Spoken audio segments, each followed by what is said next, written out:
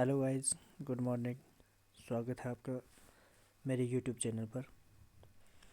आज हम read out कर रहे हैं कुछ जो करंट अफेयर के फरवरी माह के 14 से 15 फरवरी के बीच के ये कुछ क्वेश्चन है। ठीक है, ये फर्स्ट क्वेश्चन इसमें आ रहा है, अहमद शाह अब्दाली ने भारत पर कितनी बार आक्रमण किया। तो इसका जो सही आंसर आ रहा है वो 8 बार इन्हें आक्रमण किया था भारत पर। ये क्वेश्चन क्यों उठ कर के आ रहा है, क्योंकि तालिबान सरकार ने अहमद शाह अब्दाली को बुलाया, नई सैन्य इकाई का नाम रखा पानीपत। मतलब पानीपत पर जो तीसरा हमला किया हुआ था तो तालिबान सरकार ने अभी उनके नाम पर अपनी एक सैन्य इकाई का नाम पानीपत रखा हुआ है। डिटेल में इस न्यूज़ के बारे में जानते हैं क्या है आखिरकार। काबुल स्थित मीडिया वेबसाइट अमाज न्यूज़ ने शुक्रवार को बताया कि यूनिट का नाम पानीपत की तीसरी लड़ाई के नाम पर रखा गया है, जो कि 1761 में मराठा साम्राज्य और अहमद शाह अब्दाली की हमलावर अफगान सेना के बीच लड़ी गई थी। अब्दाली ने लड़ाई जीत ली थी और यह अनुमान लगाया गया कि लड़ाई में 60,000 से 17,000 लोग मारे गए थे, जबकि कई को बंदी बना लिया गया था। तो ये तीसरी पानीपत की लड़ाई जो 1761 में हुई थी उसके नाम पर ही इनने नाम रखा हुआ। सेकंड क्वेश्चन आपका, सुलेमान द्वीप का प्रधानमंत्री कौन है। तो मनशेशी सुगावरे जो है इनके प्रधानमंत्री है। अमेरिका ने चीन का मुकाबला करने के लिए सुलेमान द्वीप में दूतावास की योजना बनाई। तो ये है एक्चुअली सुलेमान द्वीप को लेकर के। अभी सुलेमान जो कंट्री है इसकी अप्रोक्सी जो पॉपुलेशन है वो 7 to 8 लाख इतनी की पॉपुलेशन है। और अभी हाल ही में इनने वहाँ पर अपने संसद को भी जला दिया गया था, क्योंकि जो वहाँ के प्रधानमंत्री थे वो चीन के साथ मिल गए थे, तो इसलिए मतलब वहाँ पे उनने संसद को भी जला दिया था। चलो डिटेल में लेते इस न्यूज़ के बारे में कि आखिरकार क्या है। अमेरिका कहना है कि वो सुलेमान द्वीप में एक दूतावास खोलेगा। आसमानी रूप से कुंद शब्दों में चीन से के दृढ़ता के एम्बेडेड होने से पहले दक्षिण प्रशांत राष्ट्र में अपना प्रभाव बढ़ाने की योजना तैयार करेगा।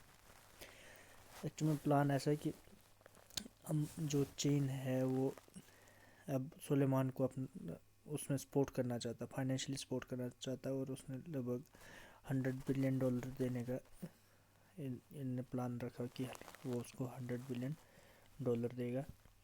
तो ऐसे में अमेरिका भी चीन के साथ अब महाशक्ति अमेरिका वो भी चाहता है कि वहाँ पर सुलेमान में अपने आप को अपनी एक इम्पोर्टेंस जो है वहाँ पर शो करें। कांग्रेस को विदेश विभाग की एक अधिसूचना में तर्क समझाया गया था कि एसोसिएटेड प्रेस द्वारा प्राप्त किया गया था। ये तब आता है जब अमेरिका विदेश मंत्री एंटनी ब्लिंकन प्रशांत का दौरा कर रहे हैं। जापान, दक्षिण कोरिया, ऑस्ट्रेलिया, फिजी और अन्य देशों के राजनयिकों से मिल रहे हैं। ये अमेरिका के विदेश मंत्री ने ये बात को अभी जो एंटनी ब्लिंकन है इनने मतलब ये बात बाहर निकाली हुई है, प्रेस के माध्यम से इनने ये बात कही है। विदेश विभाग ने कहा कि सुलेमान आइलैंड ने द्वितीय विश्व युद्ध के मैदानों पर अमेरिकियों के साथ अपने इतिहास को संजोया, लेकिन अमेरिका को अपने तरजीही संबंधों को खोने का खतरा था, क्योंकि चीन सुलेमान द्वीप में कुलीन राजनेताओं और व्यापारिक लोगों को आक्रामक रूप से संलग्न करना चाहता है। तो एक्चुअली में जब सेकेंड वर्ल्ड वार हुआ था तो वहाँ पर भी सुलेमान का बहुत इम्पोर्टेंस है। वहाँ पर बैठ कर के मतलब लड़ाइयाँ जो है वो लड़ी गई वहाँ से भी। तो एक पर्टिकुलर विशेष एरिया है यहाँ पर। नेक्स्ट आपका, हाल ही में किस अंतर्राष्ट्रीय एजेंसी ने PSLV C-52 पर 2 अन्य सहयात्रियों पृथ्वी अवलोकन उपग्रह की सफलतापूर्वक जांच किया है। तो ये इसरो ने किया हुआ है। इसरो ने ये आपका EOS उपग्रह कुछ भेजा हुआ है। ये किसके द्वारा भेजा हुआ है? ये PSLV जो आपका प्रेक्षण यान जो होता है जिसके माध्यम से भेजा जाता है, ये आप देख पा रहे हैं PLSV जो C-52 इसमें आ रहा है। इसके बारे में आप इसका EOS क्या करता है, इसके ये अर्थ की एक तरह से जो अर्थ है हमारी, ठीक है, उसके वहाँ से जो पिक है पिक लेता रहेगा। ये वाला जो अभी भेजा गया हुआ है इसके बारे में आप रीड आउट कर सकते हैं डिटेल में। भारतीय अंतरिक्ष अनुसंधान संगठन इसरो का PSLV polar satellite launching vehicle जो जिसे आप बोलेंगे, सोमवार तड़के आंध्र प्रदेश के श्रीहरिकोटा से सफलतापूर्वक प्रक्षेपित किया गया। ये मंडे को ये बात हुई है। तो 2 अन्य सहयात्री उपग्रहों के साथ पृथ्वी अवलोकन उपग्रह को ले जाने वाले उपध्रुवीय उपग्रह प्रक्षेपण यान को 25 घंटे की उल्टी गिनती के अंत में श्रीहरिकोटा में सतीश धवन अंतरिक्ष केंद्र के पहले लॉन्च पैड से सुबह 5:59 लॉन्च किया गया। ये मॉर्निंग 6 बजे के लिए भी इसको लॉन्च किया गया था। इसने 2022 में अंतरिक्ष एजेंसी के पहले मिशन लॉन्च के लिए PSLV की 54 में उड़ान और एक्सेल कॉन्फ़िगरेशन में PSLV की 23वीं उड़ान को भी विनियमित किया। ये इसके बारे में ये जहाँ पर इच्छित कक्षा जहाँ पर इनको टारगेटेड था वहाँ पर इनको भेजा गया, वहाँ पर इसको प्रस्तावित कर दिया गया। नेक्स्ट आपका निम्नलिखित में किसे ऑटोमोबाइल सेक्टर के लिए प्रोडक्शन लिंक्ड इंटेंसिव स्कीम के लिए मंजूरी दी गई है? Which of the following have been approved for the production linked incentive schemes for the automobile sectors? That is your Ford को जो कंपनी है फोर्ड, अमेरिका स्थित कार निर्माता फोर्ड को केंद्र की PLI योजना में शामिल किया गया हुआ है। तो प्रोडक्शन लिंक्ड स्कीम के तहत ये आपका हुंडई, सुजुकी, फोर्ड, किया, महिंद्रा और टाटा मोटर्स जैसे प्रमुख 4 पहिया वाहन निर्माताओं सहित 20 कंपनी और शीर्ष 2 पहिया निर्माता हीरो मोटोकॉर्प, बजाज ऑटो और TVS मोटर को प्रोडक्शन लिंक्ड इंसेंटिव्स PLI के लिए मंजूरी दी गई है। ऑटोमोबाइल्स क्षेत्र की योजना। ये भारी उद्योग मंत्रालय के सचिव अरुण गोयल ने कहा कि ऑटोमोबाइल के क्षेत्र के लिए उत्पादन से जुड़ी प्रोत्साहन योजना से देश में कम से कम 7.5 लाख नौकरियां पैदा होने की उम्मीद है। ये बात जो है उद्योग मंत्रालय के सचिव अरुण गोयल ने कहा है। तो उसके साथ ही भारी उद्योग मंत्रालय ने 11 फरवरी 2022 को एक बयान में कहा, अनुमोदित आवेदकों में से 45,116 करोड़ रुपए की प्रस्तावित निवेश के साथ प्राप्त जबरदस्त प्रतिक्रिया के मामले में योजना एक बड़ी सफलता रही है। नेक्स्ट आपका किस देश के वर्तमान मुख्य न्यायाधीश हैं जिन्होंने हाल ही में महाभियोग प्रक्रिया का सामना करना पड़ा था? The current chief justice of which country is the one who had to force the impeachment process recently? तो ये आपका नेपाल के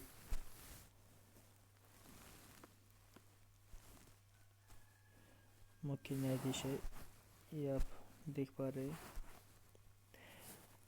नेपाल के मुख्य न्यायाधीश छालेंदर शमशेर राणा पर महाभियोग प्रस्ताव लाया जा रहा है।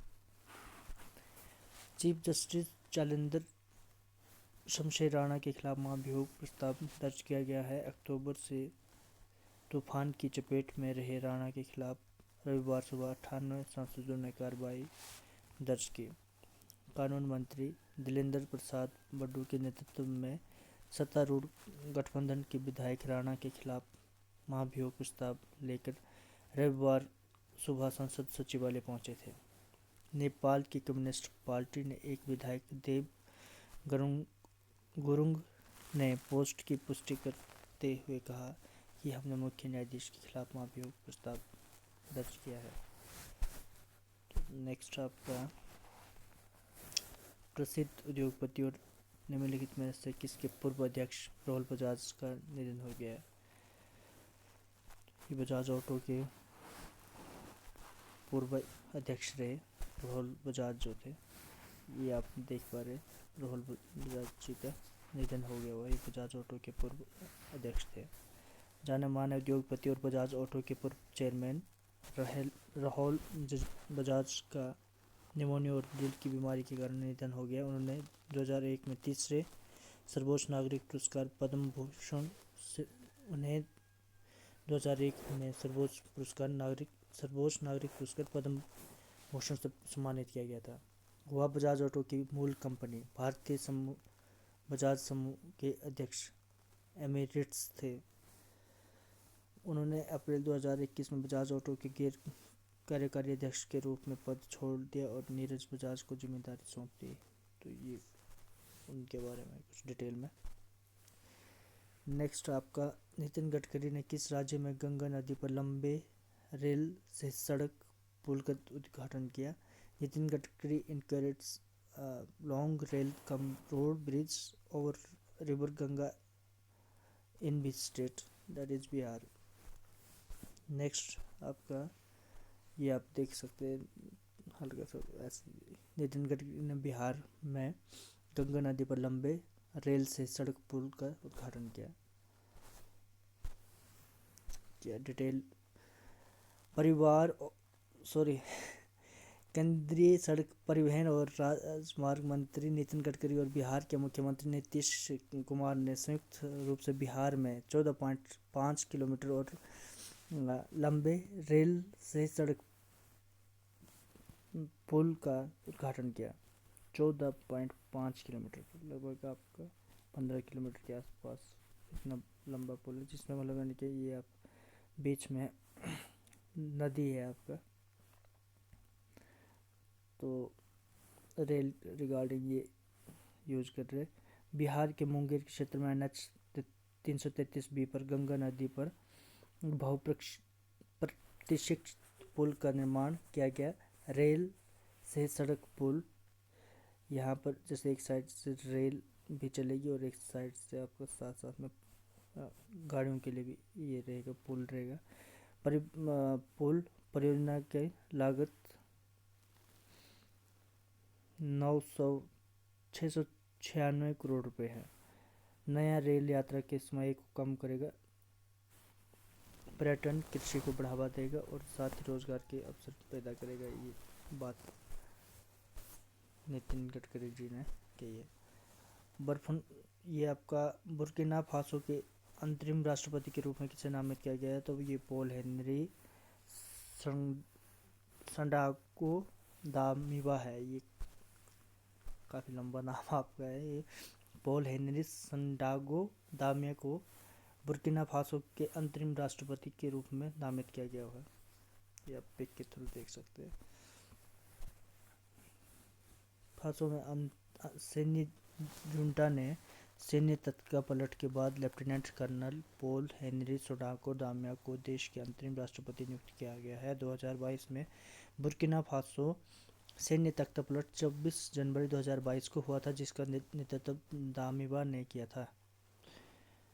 तो राष्ट्रपति रोच मार्क क्रिश्चियन कोबेरे और प्रधानमंत्री लसीना जुर्बो को उनके पद से हटा दिया गया और संसद, सरकार और संविधान को भंग कर दिया गया था। नेक्स्ट आपका ये हल्का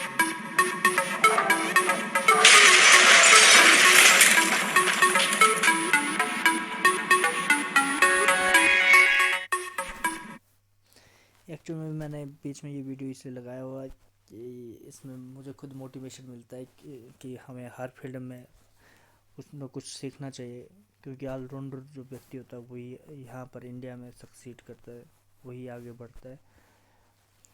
आप एक ही फील्ड में होंगे तो आपको उतना ज़्यादा नहीं, अगर आप मल्टी फील्ड में आप टैलेंटेड रहेंगे तो आप कामयाबी जो होगी वो आपके पास ऑटोमेटिकली, आप किसी न किसी फील्ड से आगे निकल ही जाएंगे। हाल ही में प्रधानमंत्री ने महाराजा सूरजमल को उनकी जयंती पर किस दिन श्रद्धांजलि दी है? ये 13 फरवरी को दी है। ये महाराजा सूरजमल की जयंती पर श्रद्धांजलि का ये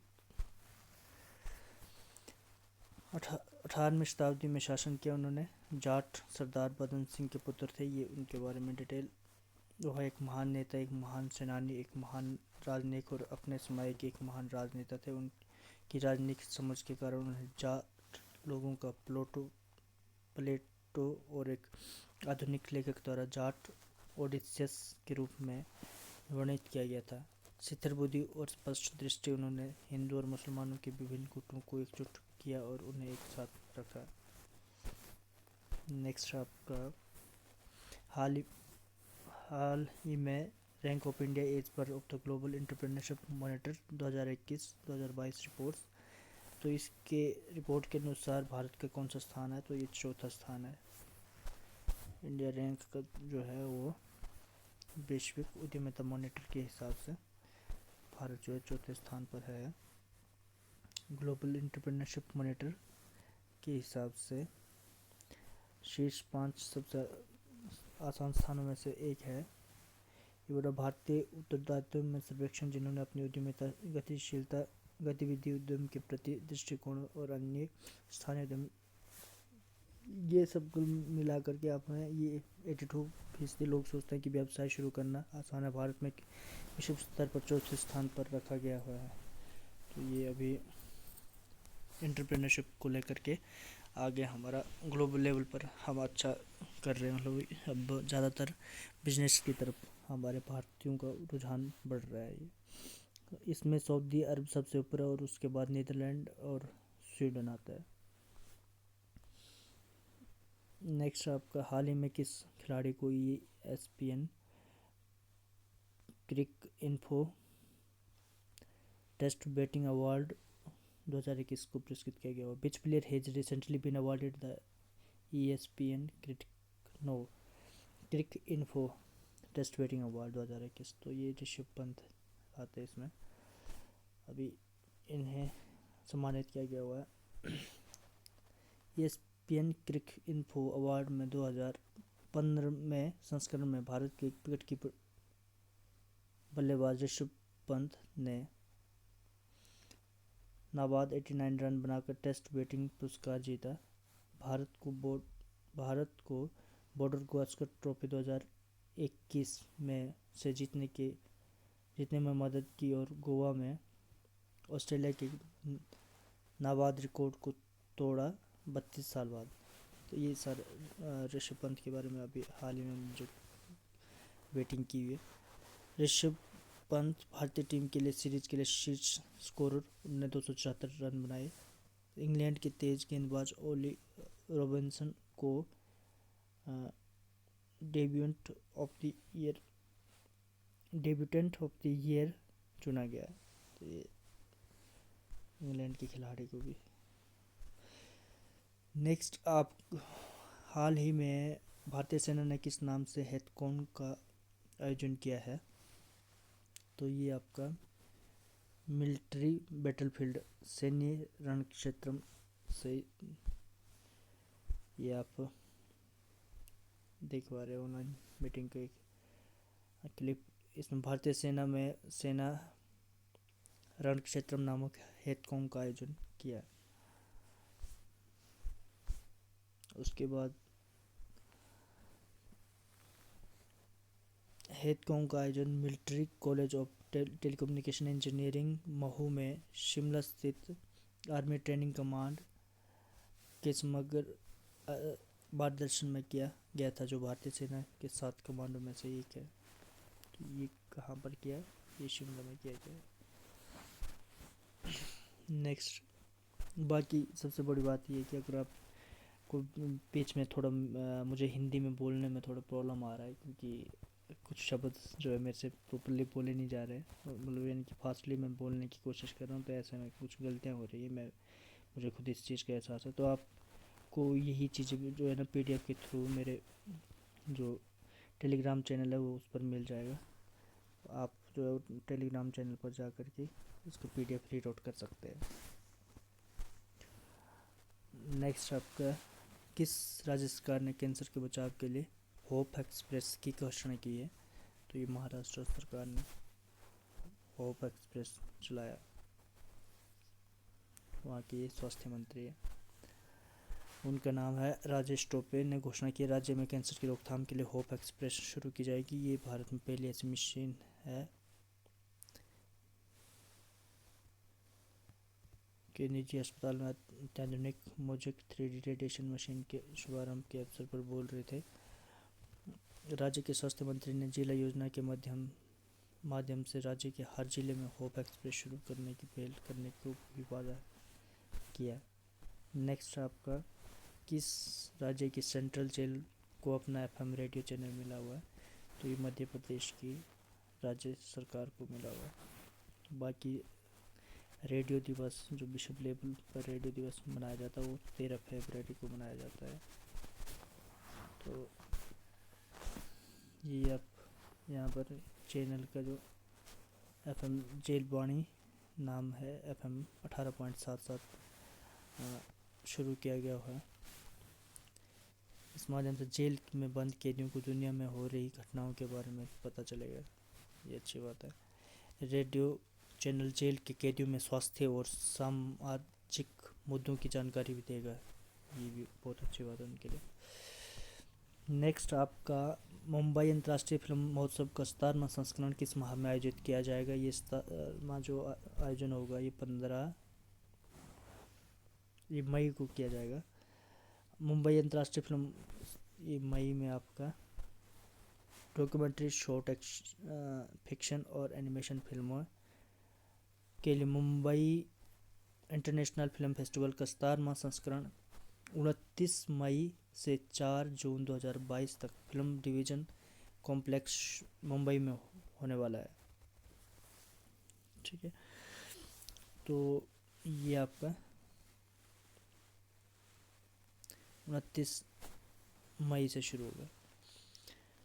और वे फिल्में जो 1 सितंबर 2019 से 31 दिसंबर 2021 के बीच पूरी हुई पात्र है महोत्सव की सर्वश्रेष्ठ डॉक्यूमेंट्री के स्वर्ण शंख और 10 लाख की नगद पुरस्कार प्राप्त दिया जाएगा।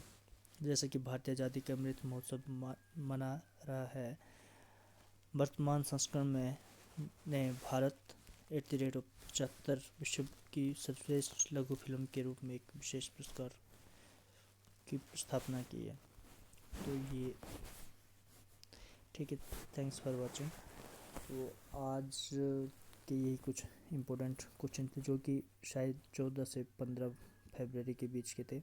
मैं अभी आगे शायद इस तरह से कोशिश कर रहा हूँ कि इन सब को जैसे आपको वीडियो देखने में आसानी हो, उसके लिए मैं ऐसे कर रहा हूँ कि मान लो फरवरी माह की जो वीडियो है, अगर 1 से 10 के बीच में, तो मैं इस तरह से फरवरी 1 to 10 इस तरह से वीडियो के बीच में लिख दूँगा, ताकि आपको फरवरी 1 से 10 तक की वीडियो जो है उसी में मिल जाएगी।